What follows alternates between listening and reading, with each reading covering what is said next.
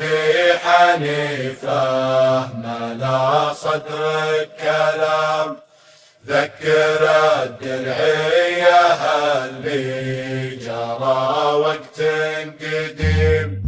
يوم صاحت والتطام قالب مقرن وقام، سطر التاريخ بالعز والمجد العظيم، راعي العجم محمد لقى بس الظلام،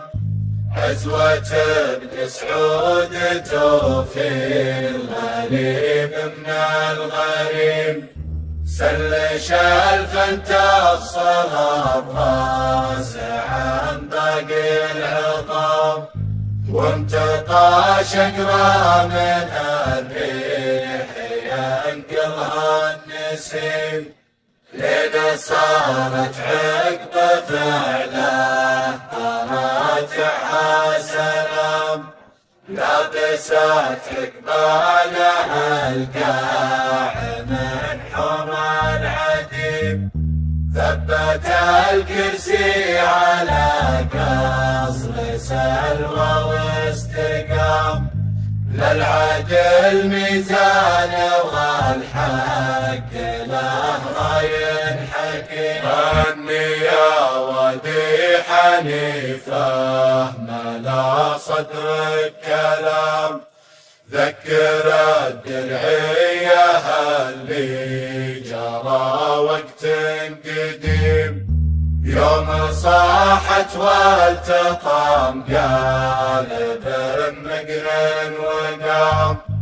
سطر التاريخ بالعز والمجد العظيم، راعي العجم محمد لقى بس الظلام،